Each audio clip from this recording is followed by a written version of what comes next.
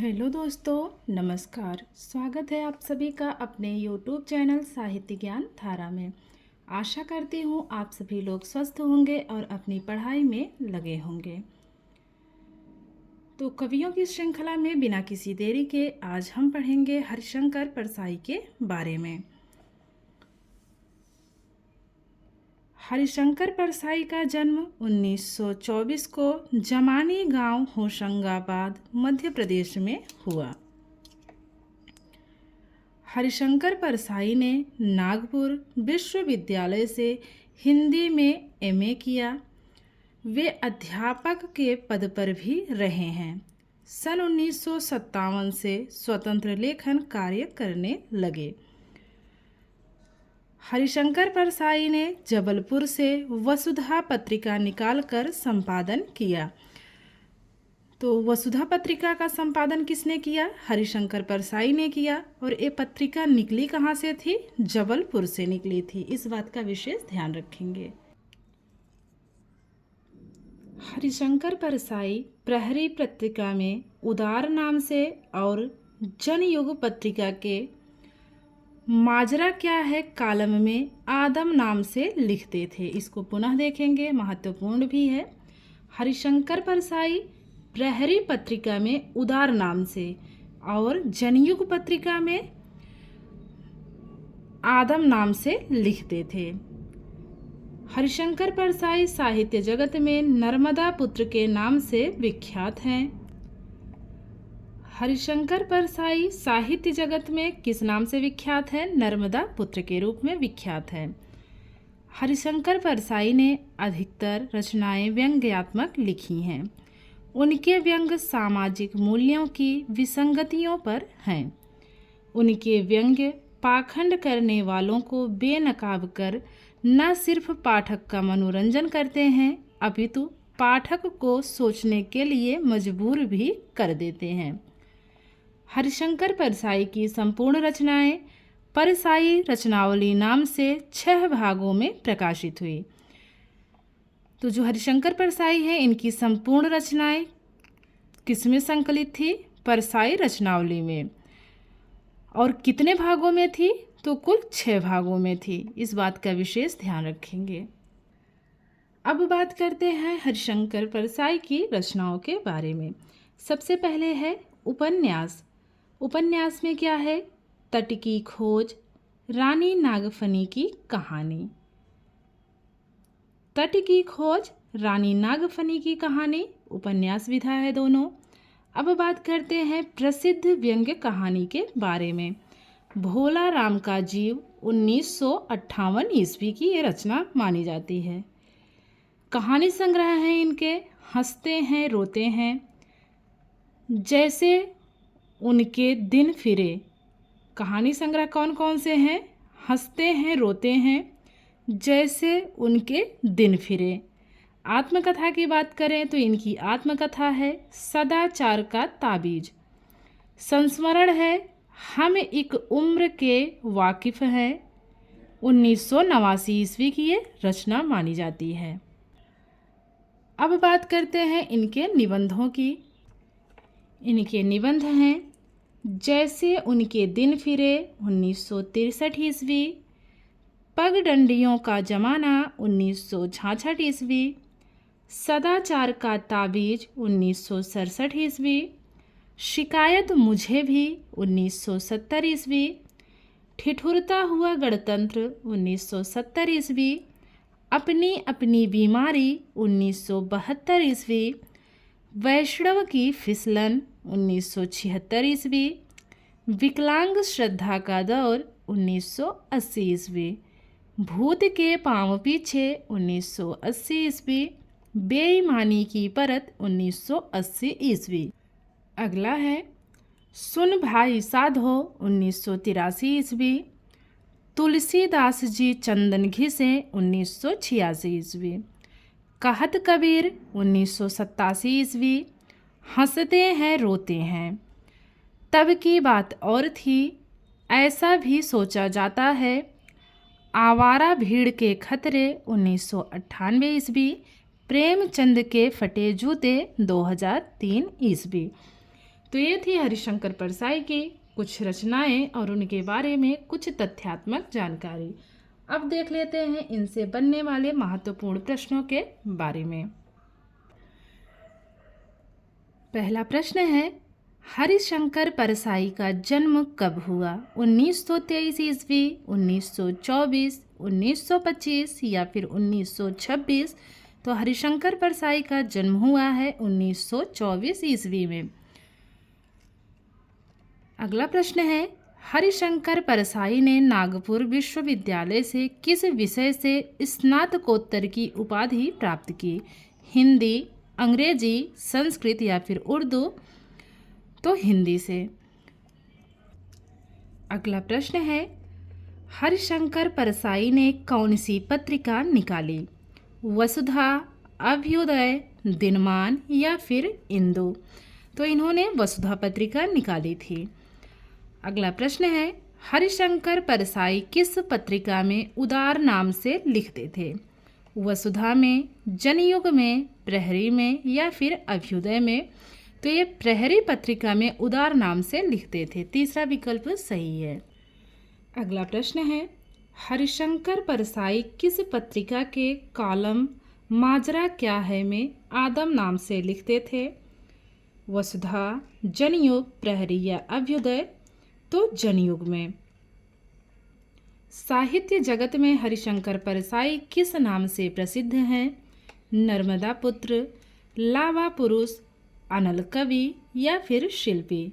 तो नर्मदा पुत्र के नाम से प्रसिद्ध हैं। अगला प्रश्न है, हरिशंकर परसाई किस विधा में सर्वोच्च हैं? गीत में, गजल में, व्यंग्य में या फिर पत्र लेखन में? तो सभी को पता है कि हरिशंकर परसाई एक जो है व्यंग निबंधकार थे। तो तीसरा विकल्प इसमें सही है। अगला है, हरिशंकर परसाई का कहानी संग्रह है हंसते हैं रोते हैं, तट की खोज, सदाचार का ताबीज, कहत कबीर? तो पहला विकल्प इसमें सही है, हंसते हैं रोते हैं इनका कहानी संग्रह है।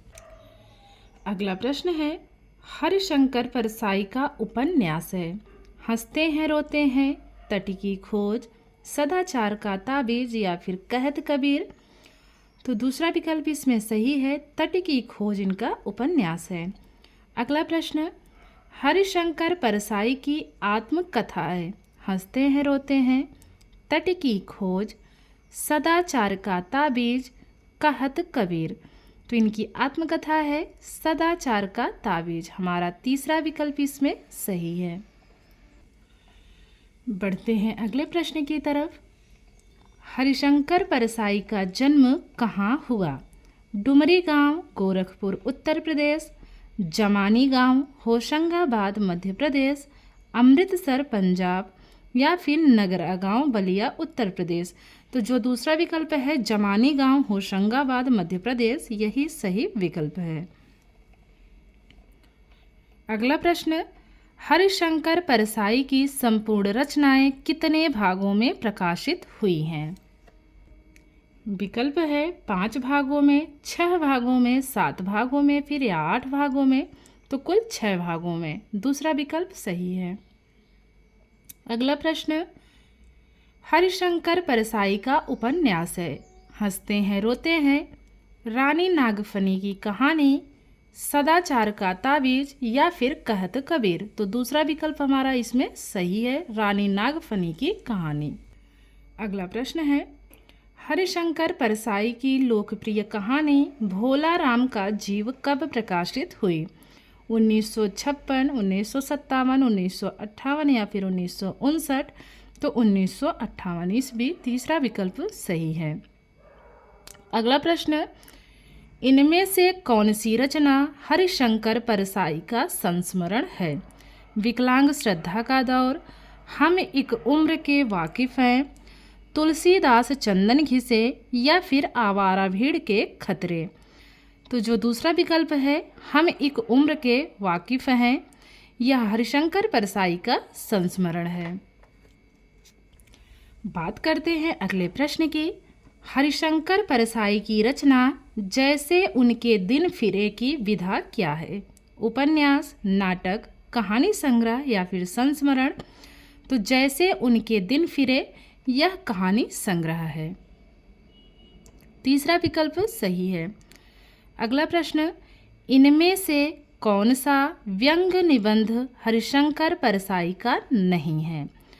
पगडंडियों का जमाना, बेईमानी की परत, ठिठुरता हुआ गणतंत्र या फिर अंगद का पाँव। तो जो चौथा विकल्प है यही हमारा सही है। अंगद का पाँव हरिशंकर परसाई का व्यंग निबंध नहीं है।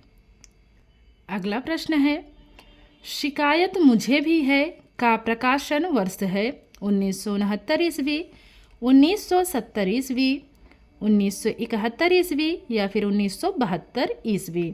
तो शिकायत मुझे भी है इसका प्रकाशन वर्ष है 1970 ईस्वी। अगला प्रश्न, अपनी अपनी बीमारी व्यंग रचना का प्रकाशन वर्ष है 1969, 1970 ईस्वी, 1971 ईस्वी या फिर 1972 ईस्वी। तो 1972 ईस्वी हमारा चौथा विकल्प इसमें सही है। अगला प्रश्न है, भूत के पाँव पीछे व्यंग रचना का प्रकाशन वर्ष है 1979 ईस्वी, 1980, 1981 या फिर 1982। तो भूत के पाँव पीछे व्यंग रचना का प्रकाशन वर्ष है 1980 ईस्वी। हमारा दूसरा विकल्प इसमें सही है। अगला प्रश्न है, प्रेमचंद के फटे जूते व्यंग निबंध का प्रकाशन वर्ष है 2001, 2002 ईस्वी, 2003 ईस्वी या फिर 2004 ईस्वी। तो प्रेमचंद के फटे जूते व्यंग निबंध का प्रकाशन वर्ष है 2003 ईस्वी। हमारा तीसरा विकल्प इसमें एकदम सही है। अगला प्रश्न देखते हैं, हम एक उम्र के वाकिफ संस्मरण का प्रकाशन वर्ष है। हम एक उम्र के वाकिफ, तो इसका प्रकाशन वर्ष क्या है? विकल्प देख लेते हैं। 1996 ईस्वी, 1989 ईस्वी, 1997 ईस्वी या फिर 1988 ईस्वी। तो दूसरा विकल्प इसमें एकदम सही है, 1989 ईस्वी। तो यही दूसरा विकल्प इसमें सही है। अगला प्रश्न देखते हैं, व्यंग रचना के प्रतिष्ठित लेखक हरिशंकर परसाई का निधन कब हुआ? 1995 ईस्वी, 1996 ईस्वी, 1997 ईस्वी या फिर 1998 ईस्वी। तो हरिशंकर परसाई जी का निधन हुआ है 1995 ईस्वी में। हमारा पहला विकल्प सही है। तो हरिशंकर परसाई का जन्म कब हुआ है? 1924 ईस्वी में। मृत्यु हुई है 1995 ईस्वी में। तो इनका समय माना जाता है 1924 से लेकर के 1995 ईस्वी तक। और ये क्या माने जाते हैं? एक कुशल व्यंग्यकार माने जाते हैं।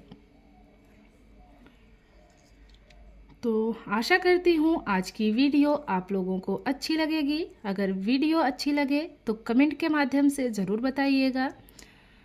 और जितने भी लोग चैनल से नए जुड़े हैं वो लोग प्लीज़ चैनल को सब्सक्राइब कर लें ताकि ऐसी ही वीडियोस आप लोगों तक पहुंचती रहे। और जिन लोगों ने पहले से कर रखा है उनका बहुत बहुत आभार, बहुत बहुत धन्यवाद। और आप लोग अपने दोस्तों को भी चैनल से जोड़िए और वीडियो आप लोग पूरा देखा करिए ताकि चीज़ें अच्छे से समझ आएँ। तो मिलते हैं कवियों की श्रृंखला में एक और कवि के साथ। तब तक के लिए सभी को जय श्री कृष्णा, जय श्री सीताराम, नमस्कार।